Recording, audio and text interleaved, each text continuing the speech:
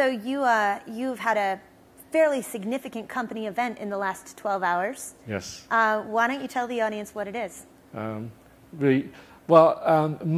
11th, we signed a merger agreement with the number 2 player in the market, Tudou. YouKu's the number 1, Tudou number 2. And that was a very significant event. Actually, recently, just today, we announced that our F4 was just approved by SEC. So the merger is actually very much in progress. So it's good to go. That means we can talk about it, right? Yes. Okay, so let's do. What does Tudou bring to YouKu, and how are the sites different? I know some of it's geography, but they're also really different properties. Sure. From a video platform standpoint, I think one of the fundamental tenets of the business is scale. Right. I think the combined scale being the 2 dominant players, YouKu's listed in New York Stock Exchange, and Tudou's listed in NASDAQ. Those are the only 2 listed video companies of scale. And so whether it's for the user or for the marketer and advertiser partners, as well as our media partners, having a larger scale platform is actually beneficial to the whole value chain itself. In terms of differentiation, like you mentioned, we actually started, one started in Beijing, one started in Shanghai, so the content differences as well as the demographic differences are actually quite different.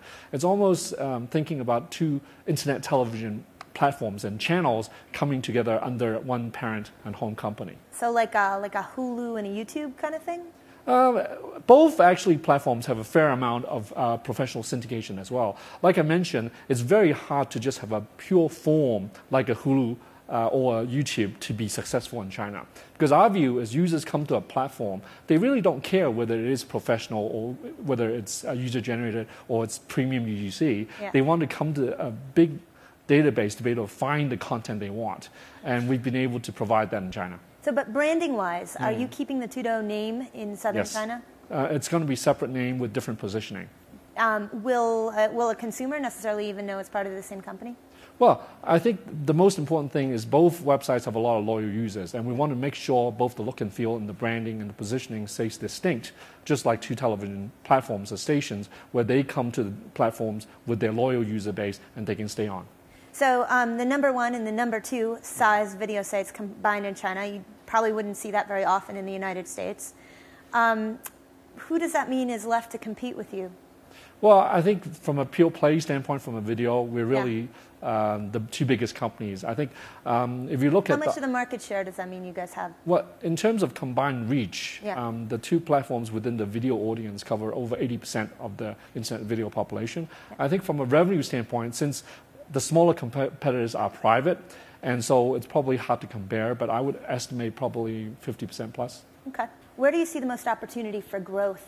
Okay, sure. I think in terms of, if you look at defining the market space as internet television, and if you look at television, one is from an advertising standpoint, from selling TV commercial or pre-roll ads. The other one is really marketing and content solutions like sponsorships and product placements, where we really see a lot of opportunity. Where you see internet television in China probably somewhere in the low single digits comparing to the Chinese TV pie. 2 to at most 5%. So it's still growing at a very, very rapid speed. Of course, from a consumer payment standpoint, that's also a business that we are seeing growing very rapidly. The 2 bottlenecks there are payment and piracy, and those are ones that we're actively working on with our partners, improving the payment solutions as well as combating piracy.